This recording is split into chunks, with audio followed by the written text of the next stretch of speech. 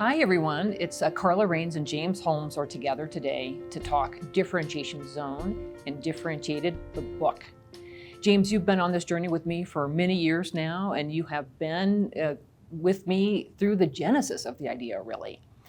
Tell folks a little bit about you and why you think I invited you to help me talk about what we're up to.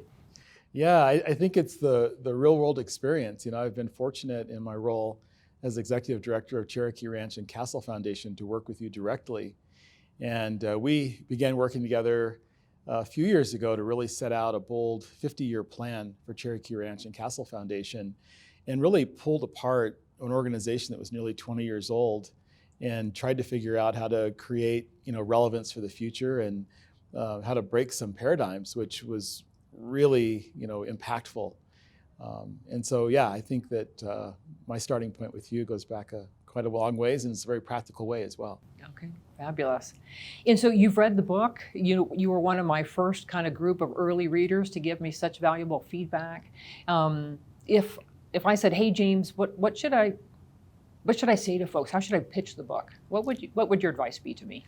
It was such an early or such a honor to get the early read on the book, and I've been evangelizing it actually. Oh, good. In the real world. Yeah. And really, what I think is, what strikes me most, Karla, is I think that in the current environment we're living in, the reality is that the runway was well in your rearview mirror when things started to emerge last year, and it's just stunning how quickly things can shift in the marketplace or in the way that we who run organizations, whether it's for-profit or nonprofit, view our choices.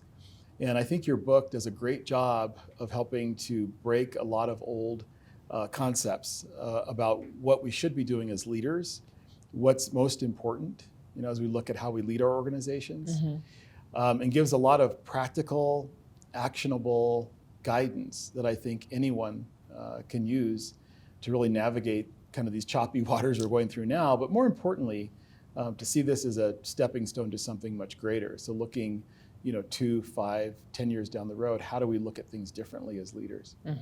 Fabulous. And so as we think about customer mindset, it's a concept you and I have been talking about, since late 2019. And I remember saying to you in a similar setting, James, I think this is the breakthrough concept here. The idea that not every stakeholder is your customer, and that your customer is that person whose life we promised to impact through our mission. What does customer mindset mean for you? And would you say a little bit about what you think it means for Cherokee Ranch? That's really the epiphany of our work together on one or two aspects, actually, was how we viewed our customers or who our customers were.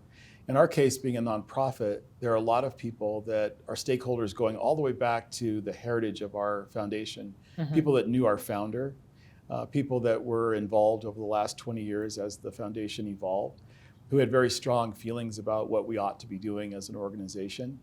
And then we had the kind of realities, practical realities of how do you continue to be relevant as a nonprofit, and then how do you become sustainable? And a lot of that success really lies in understanding the difference between customers and stakeholders, because it's difficult to try to address everyone's priorities. Right. And so if you view your stakeholders who might be the people that maybe donate to the foundation or people that have historical or personal ties to the foundation, and confuse that with people that you're trying to attract to come in to take advantage of our services or to access our resources, it becomes difficult to address all of those needs. And so, unfortunately, I think in some ways, but fortunately if you can do it, you have to actually, as you, I think, point out very clearly in the book, make a determination of who the customer actually is.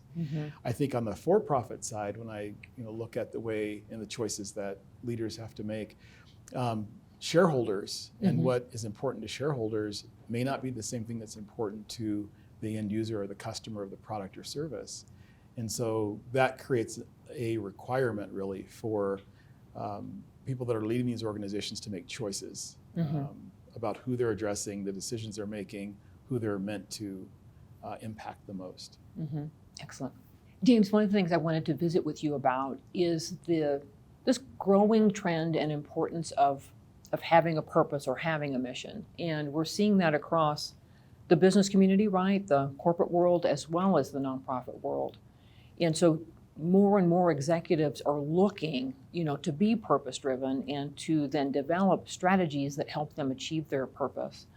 I'm wondering if you can help me think through how a differentiation zone based process might be the ideal strategy process for an executive, again, regardless of organization, who's looking to connect purpose with customer and differentiation. I think it's one of the most exciting parts about being involved in organizational leadership today is, I think now more than ever, there's a consciousness of the importance of mission, and not just in the old way, where it used to be that, if someone was going to start a business or come in and manage a business, you need a business plan, you need a mission statement. Right. And those things were kind of almost very sanitary. It's almost like just a checklist of things you need to do. And I'm not sure that it always was durable. In other words, the culture of how an organization functioned wasn't always informed by that mission because it wasn't, I think, probably fully vetted out. Right. And I think the powerful thing about your process and some of the tools that I've seen, and certainly in reading the book, is that you, again, as I say, create actionable guidance and advice to take that mission statement and make it truly relevant because it's customer driven. And around that, a leader can then create a culture in an organization that's built on that. I think that, in the last couple of years, I've noticed, particularly in the nonprofit sector, that the whole idea of the mission taking on more meaning, because missions have always been important in nonprofits. I mean, it's always what's driven the development message and so forth. But just, I think, thinking about it differently and serving the customer is what's given that life. And I think that organizations that recognize the sustainability that comes from, driving your mission based on the customer need is something that in this climate, I think, is really powerful. And so I think what you're giving through your book and your community is really, the time is now for organizations to embrace it. Yeah, I do too. There's been, of course, a growing trend towards purpose, and I see research all the time, national research that is saying that the American consumer expects purpose, especially younger Americans, Gen Z as well as millennials, and we're seeing that trend kind of shift up to older generations as well. And they expect transparency, right? They expect transparency, accountability, and that sense of walking the talk. Yes. To your point, it's not just a mission statement that's over here or a set of core values. Our customer is looking for us for authentic kind of proof that that's who we are, right? Because then as they're scrolling and thinking through choices, the competition's a click away, right? And I think it's happening. And I know in my own case, when I'm looking at new products or services, it is a lot more natural now to look at the website and to read the content to see what it is they stand for. And it always feels better doing business with an organization or a company or supporting a nonprofit, that you can read the mission and see that it's actually being implemented in the way that the organization functions. I think it inspires you to want to be a part of it. So I think that's exactly right. Well, I think then tying that to then, if we think then about clarity of kind of customer and mission, which we've been talking about, then to clarity of differentiation and direction, what we're really then talking about is identifying that really singular uniqueness that every organization has. You and I have talked about it for Cherokee Ranch and Castle Foundation as being quintessentially Colorado, right? Yes. The entire Colorado experience, that entire full Colorado story can be told on those 3,400 acres, right? That's right.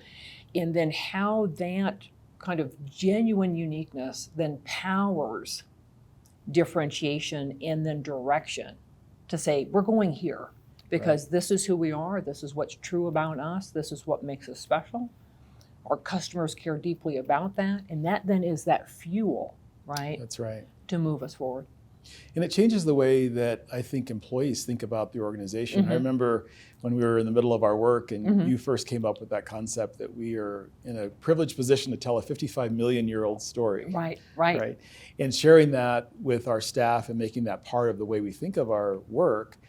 it makes us completely unique. When we look at all of our other competitors that do things that are similar to what we do, no one is in the position to tell the 55 million-year-old story. Right. So, part of what I think, conscious leaders do are some of the things that really feel good in terms of, like, we talked about mission, we talked about serving the customer, but also from a competitive standpoint, Right. because it is in some ways business is competitive, running organizations competitive. We have, our colleagues in the community, but we also are vying oftentimes for the same customers. Right. And a tremendous competitive advantage is the self-awareness of what truly makes you unique as an organization, and having pride in the ability to go out and share that story. And I think if you do the work like you have laid out in your book, and you create clarity around those messages, that can filter down through your organization, and then how everyone, from the person that picks up and answers the phone, the person Right. that does your web content, the leaders in the organization, the people that are interfacing with the customers, it becomes a consistent message. Right. And it organically changes the way that you're viewed in the marketplace. And I've recognized that in our organization as a result of the work we've done with you. Fabulous. Well, and I think to your example too, we're really aligning brand and strategy, right? Because I Right. think I've heard from folks in marketing over the years that so often an organization would look to the brand to, like, carry the full weight that the strategy needs to carry, right? That's right. And I'm a big believer in brand, and I think clarity of brand, there's such an opportunity to align it with clarity of strategy, of future direction, and that they can really work hand in hand. That's right. I think there's a real change too in just the way that the business trends are going. I think back to, let's say 30 years or so ago, when you had, kind of the hardline corporate structured companies that were Yes. the leaders in business. And then you had these a handful, two or three innovative companies that seemed to, really have their hand on the pulse of innovation and Yeah. the next great bright idea. Well, now there are so many companies that have bright ideas, and they function very much like those early companies did. So then what is now the new shift? Yes. And I think that's something else that you've really captured, is getting towards that new shift. And I think this whole idea of getting back to recognizing who the real customer is. So you're taking now that new innovative kind of approach to business and making sure you're applying that in the right place as the priority, and how that now is the new direction we're going in. Yes. Well, you bring up a great point with that, because the thing I realized is the old thinking about competitors and classifying them as direct, indirect, and substitute doesn't apply anymore, right? Because your customer doesn't care about industry. That's right. Right? And that's one of the guiding principles of the book, is helping folks understand you actually compete in more than one industry.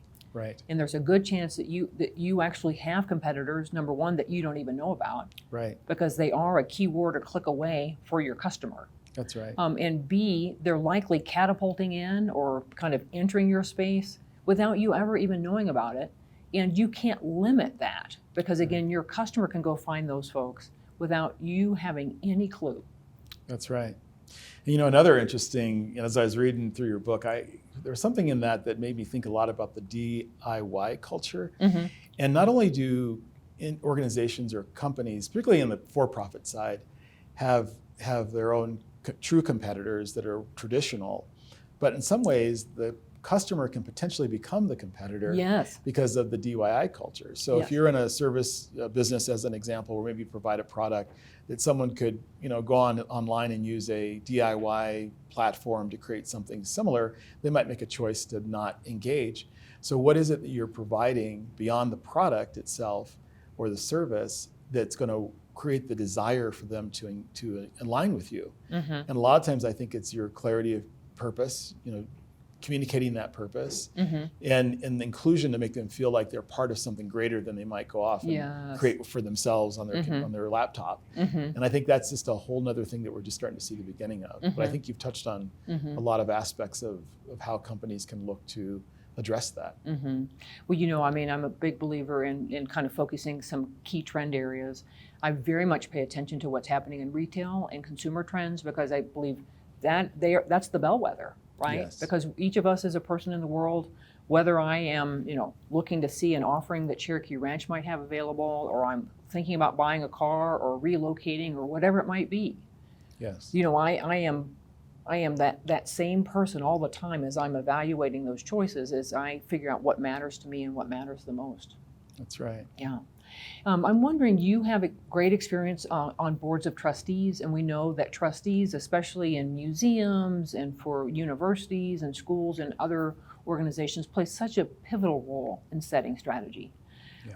Help me think through kind of the key lessons for Differentiation Zone for trustees, because I think there is an opportunity here to elevate the trustee conversation about strategy and give them, I think, new tools and I think fresh language to help steward their organizations to a new way forward. There's so much potential in boards. If you look at the individuals that serve on boards and their diversity of their backgrounds, their experiences, what industries they may come from. And it's an incredible resource. And what I'm seeing just in the couple of boards that I serve on in particular, where I think there's really great leadership, is organizations become more open about getting a broader percentage of the board members engaged in some of the decision making as an advisory role. So whereas, oftentimes with boards, you go to a board meeting and it's like the monthly report. You basically go there to hear about what's going on. There may be some area of oversight the board has to give input on, and you kind of go away for another month.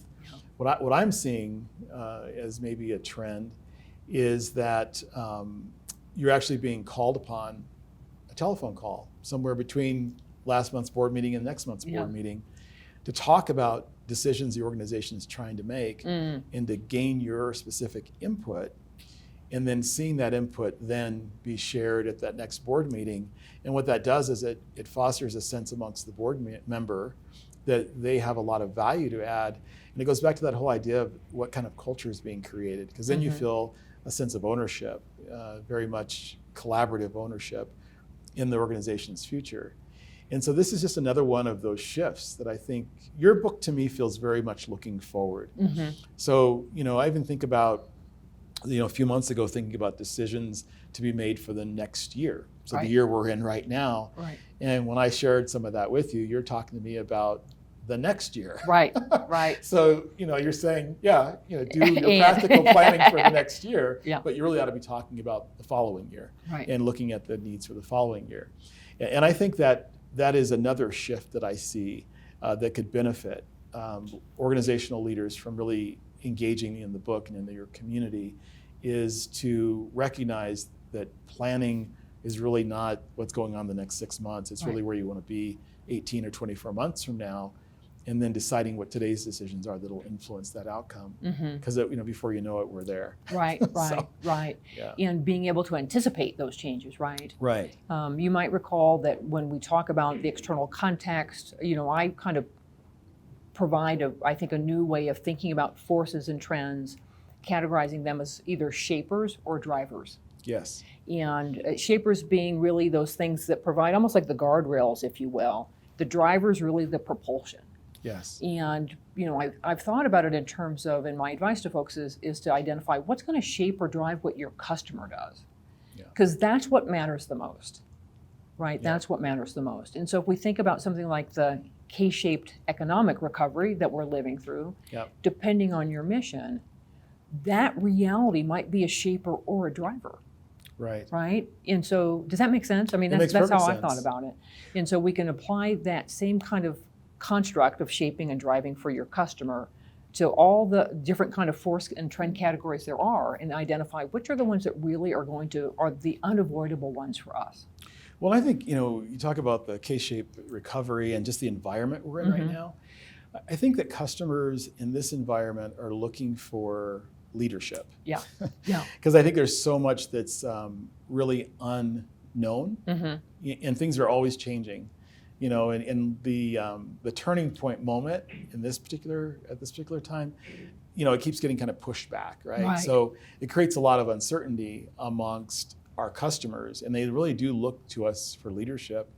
And I think that in your book, what I love is you always talk about and demonstrate the idea of decisions that are bold, whether it's explicitly said or it's inferred, the idea of making bold decisions.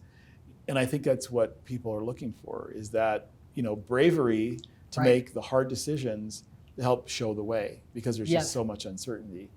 And so I think that as we think about how to lead an organization, and again, I keep saying, whether it's for profit or nonprofit, Right.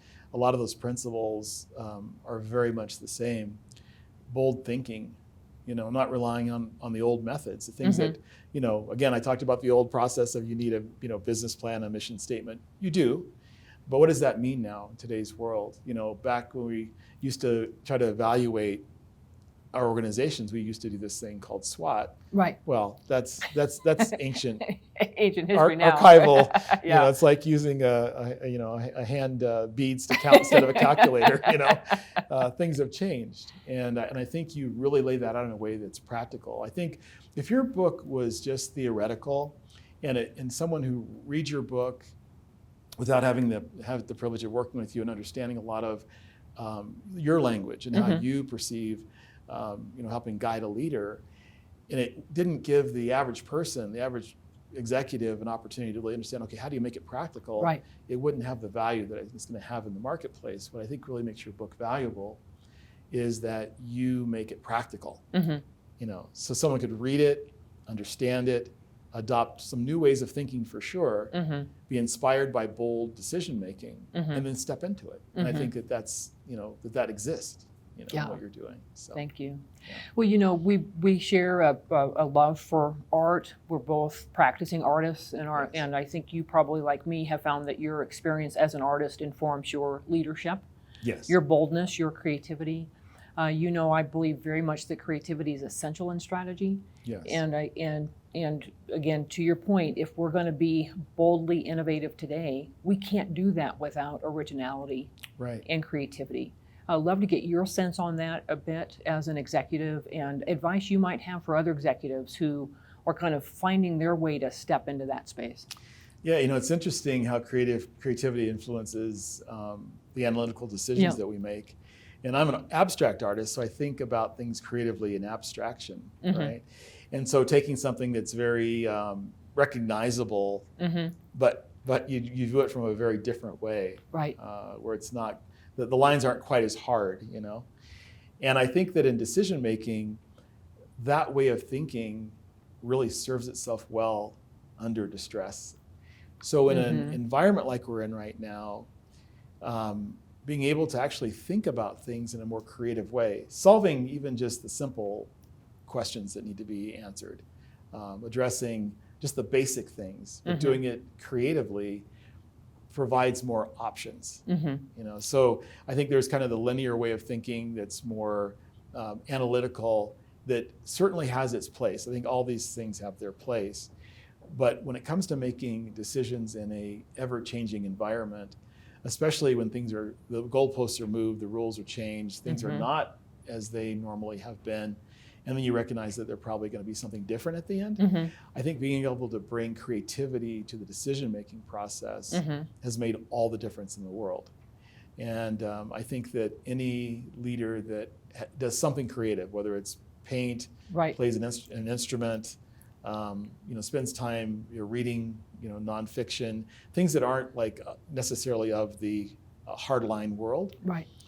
Those influences, if they allow that to influence their decision-making process, will make bolder decisions. They'll make clearly more creative decisions, and they'll solve problems with solutions that just aren't evident to most people. So I think it helps to create a really unique leader, bringing creativity into the thought process. Excellent. Well, that's such an affirmation for me, because we've really embedded creative thinking in Differentiation Zone, in the 4 steps, and especially with tools like rethinking competition. Because if we bring that creative approach in and we help folks rethink and kind of test old assumptions from the very beginning, like clarity of customer, right? And differentiating between stakeholders and customers, we can kind of, my hope is, inspire that kind of thinking as we go. And even, using tools that help us understand, well, does that matter to the customer or not? Right? Is it a smile or a shrug? Right? If it's a shrug, it's likely that they're indifferent to that. We can't compete on that and differentiate ourselves in the marketplace. That's right.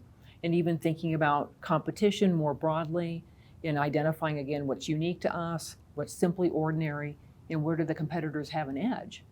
And going through a great process with that and then lining that up, right? To see where are we unique and where do we matter the most to our customer in building our differentiation around that. Don't you think that differentiation frees you from the old constraints of competition? So what you've just explained, if an organization adopts that philosophy and they're able to make it practical and they're able to push it down through the organization where everyone is on board, everyone believes it, the stakeholders, so shareholders, donors, staff, everyone has bought that. Yeah.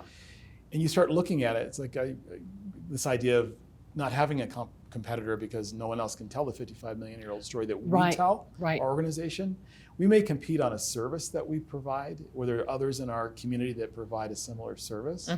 Let's say an event venue as one example, or as a host of a cultural event. They can choose our event on a Saturday or someone else's event.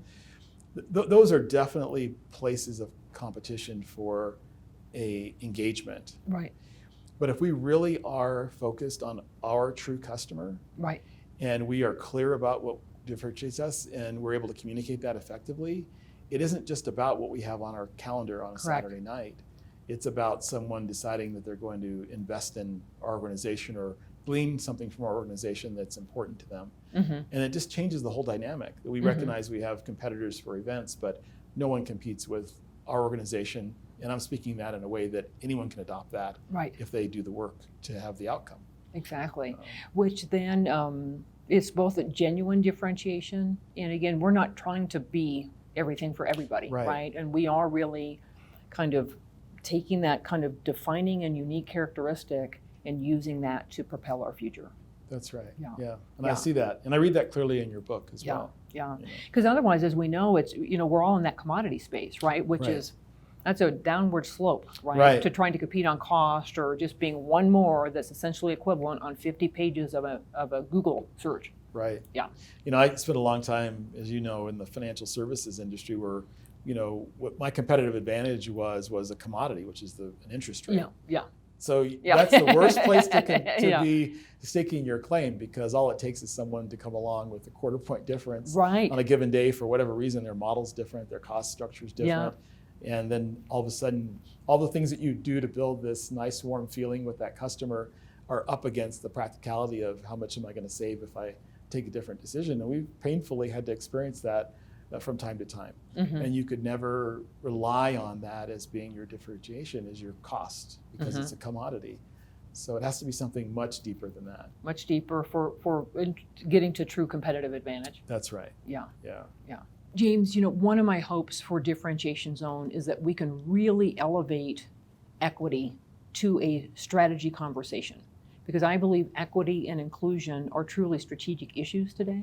Yes. And my hope is that a mission-centered definition of customer elevates it to that leadership level. Love to have you help me think that through and how we might kind of really make the case for that for Differentiation Zone. What I love about your desire in that is that I don't believe that equity or DEI programs, that it's just about a program, right? So it's kind of like an add-on. Like here's our strategy, this is our direction we're going in, this is our mission. And by the way, because it's trendy, we better implement a DEI component as a program of our output to our customers or our stakeholders.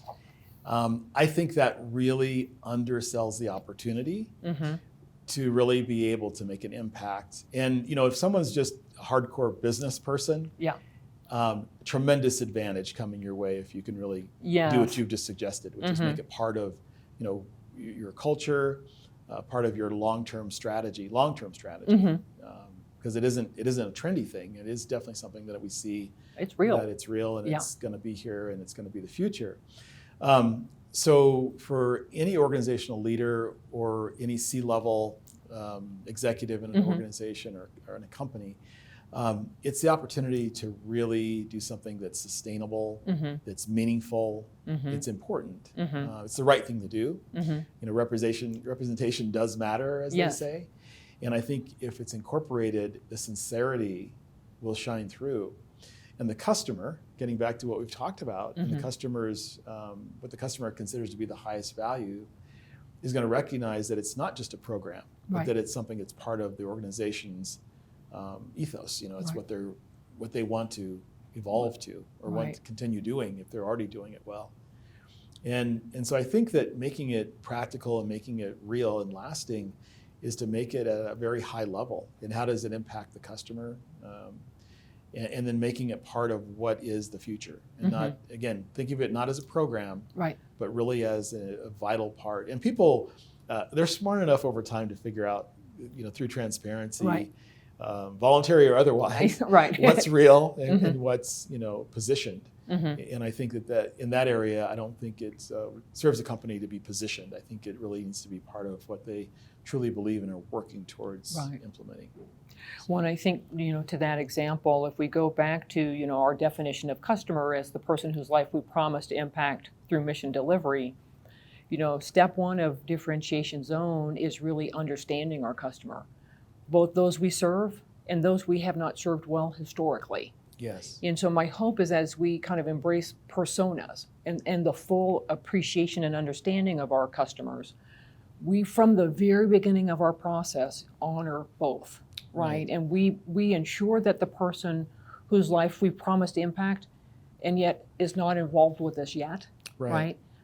That person, that customer is right there in the room with us. That's right. And we keep holding ourselves accountable to say, hey, you know what? We're doing a great job for these folks. And we are leaving these folks out, right? And they can be positively impacted by what we're doing as well. What are we going to do about that? And how are we going to set a strategy that appeals to everyone? Not trying to be all things to all people, right back to really being truly unique, but really owning from the beginning the importance of all of our customers. Well, I think that's what's so powerful about your desire to make it part of strategy. Yeah. Because it forces you, even if you have the best intentions, right? Yeah. It still forces you to unpack what you're doing, what your priorities are, recognizing what the customer's needs are. And then, as you've just said, you realize that there's a whole segment that you're not probably addressing, that probably, in most cases, there are a number of people out there that need what you have to offer, whether it's a service or a product. They're qualified to receive what you want to give them. Right. So it serves everyone's best interest to look at it strategically. It's that whole idea of kind of doing well by doing good. Exactly. And it feels good. And from an organizational standpoint, the buy-in, from the organization, the staff, stakeholders, shareholders, board members, whatever your particular impacts are, to be able to report on the outcomes of doing good and taking this higher level perspective strategically. I think it's a win-win for everybody involved. Yeah, not just a program. Right. Part of strategy. That's right. And we can then look at our success measures and how we're doing, right? Right. In achieving our kind of inclusivity goals around strategic success. Well, I know even in our direct experience with you consulting with Cherokee Ranch and Castle Foundation, talking about things that are programmatic, I can remember conversations about that. Because programs can go away just as quickly as they can be created. Right. Strategy is different. Yeah. If strategy is embedded into an organization and the strategic thinking and the decisions that are made during that process are embedded in the organization, it's a lot more difficult just to lose sight of it or to give up on it. Because it's part of what the decisions are that have been made at a very high level to implement a change. And if it becomes part of the culture, then it's sustainable. A program can be easily defunded or resources redirected or positions removed or whatever it would be. It's easy to cancel a program if it's getting to be too difficult or whatever it is. But whenever something's part of the innate strategy of an organization, it has a lot more durability. And I think that's the value of what you're saying in this particular conversation about equity. So James, you're going to be part of our beta group for Differentiation Zone's Strategy Studio, our digital strategy experience. My hope is to create an online community that's really supporting for consultants and executives, really creating that safe space, that dedicated space for strategic thinking. What do you think kind of my hope should be for what that experience delivers to individuals like yourself. Well, I'll tell you, I'm really excited because, as you were describing it, I could just feel my energy lifting because I have anticipation of what I know is going to happen. Yeah.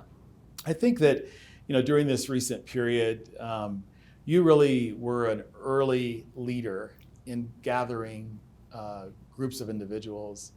And I can remember when you first began to host these online sessions, and we had a lot of leaders that were in the nonprofit sector like myself, and you had some business owners as well. And we were doing those, I think they were on Tuesdays, sessions. And I remember when they kind of came to a conclusion, feeling the disappointment of just having the opportunity to hear from you and be guided by your thoughts in this ever-changing, sudden environment we were in, speaking of the pandemic. And then to be able to have other leaders of other organizations share their experiences and how they were addressing the same challenges that I was addressing. Or the feeling in my case of being able to come into a group like that and share what we've decided to do as an organization, or what I've decided to do as a leader, and being able to share that with others. And that felt good. I mean, it feels good to give as well as to receive, right, in those kinds of environments. So to think about having a platform where that's accessible whenever I want it to be accessible, both from a standpoint of the content that you're creating to become part of the community that's accessible whenever you want to access it, or the things that you schedule that are going to be things that we do together. I think having a community is where there's a lot of power. And I think the decision making that we all have to make looking forward into the next 2 to 5 years, and making some of the shifts that we're all going to have to make, which in some ways is very exciting. I think that the situation we're all faced with is not probably the ideal way to get there, right, but it does create the necessity to start thinking about things differently. And it's exciting if you take proactive action to get the kind of guidance and professional input and feedback that you need to make these decisions and do it well. And so I think that for you, and thinking about people you're drawing into your community, I hope that you are embracing the power of what you're giving. I know you spend a lot of your time thinking about these things. I know you think about things very creatively and very different. I can say that having engaged with your services for my organization and hired you as our consultant. And I know what it's like living every day with the documents and the strategies that we created during that work, and how it's informed our decision making at the board level and how the staff is working. So I know what the outcome is of what you can provide. So as you're looking at the launch of this, I hope that on the other side of that, as the provider, that you are able to embrace what you are giving to all of us that are going to become part of the community. The beta group, and then as it grows out into a broader group, it's affecting change. I think about this concept of the butterfly effect. The flapping of the wings of the butterfly, have such long range impact. And you think about, for every leader that's in your beta group in the future into your broader group, who else are they impacting? Right. Who are the executives they're impacting in their organizational structure? And then how does that filter out to the employees? And then how does that interface with the customers? And what impact does that have on the customer's life? On different levels, depending upon what they do. So it's the beta group is wonderful. I'm looking forward to being a part of it. But I recognize that it's going to reverberate. And it's going to be part of that thing that creates, some of the changes that we were all seeking, in how we operate our businesses and or nonprofit organizations. So you bet. Yeah, thank you. It's pretty exciting. It's fun because, of course, part of my job, if I'm a bold leader inspiring, other bold leaders, is to embrace the, what are the shapers and drivers in my field, right? And I believe, a driver is subscription-based models. They have really proven their worth, especially this past year. Absolutely. And the openness people have to embracing and learning in new and different ways. That's right. And I thought, okay, let's move forward with that, and then how can we use that kind of a construct to provide a kind of an excellent service that's otherwise unattainable unless you hire me. right? Right. I mean, that was the thing. It's like, how do I take what I've learned, like the things that you and I did Right. together, and how do we make it more broadly available at a price point that people can really handle, right? That's right. And then use it to really drive their strategy and support their professional development. That's right. Yeah. And I even see things that are, in reading the book, if you're a solopreneur, Yeah. interfacing with people that you're working with, not formally in an organization, but even the solopreneurs that reach out for resources, Mhm. the team they assemble, the Right. virtual team to help them achieve their goal. I can see the solopreneur not being in a position necessarily in a lot of cases to make a big investment to hire a one-on-one consultant at your level, Mhm. but this is certainly accessible, Mhm. So it does create an opportunity for really at any level that you're at, whether you're a C-level executive with a budget that's geared towards this kind of development professionally, or a solopreneur that's just trying to figure out, okay, with my resources, how can I get the help I need? Right. How can I have a community, of other like-minded people to be able to make myself better? Right. And I think you're providing that. Right. And certainly what we've all learned the last few months is we've all gotten over anything that's uncomfortable about getting online and learning. And we're doing it now. Out of the question. Yeah, There's no exactly. issues now. Yeah. We've Yeah. all been on video calls and participated in meetings virtually. And so now we're right in the wheelhouse of where you're really delivering great value. You bet. Thank you. Well, and as you and I have talked about, and just kind of wrapping up our conversation, and we both know going into 2022 and beyond, if we're not clearly differentiated in a way that matters to our customer, then we're just going to be kind of the one of a whole set of kind of ordinary alternatives. It really is everything now. I think Yeah. this is the whole game has been changed. It was already heading that way. Yeah. It's just accelerated. And I think that you're right. I think this is the move that whether you're a nonprofit or a for-profit organization, this is the right shift to make, and this is the right moment to make it. Yeah, it's a new way forward. Thank you, James. It's been a pleasure. Yeah. Thank you. Yeah.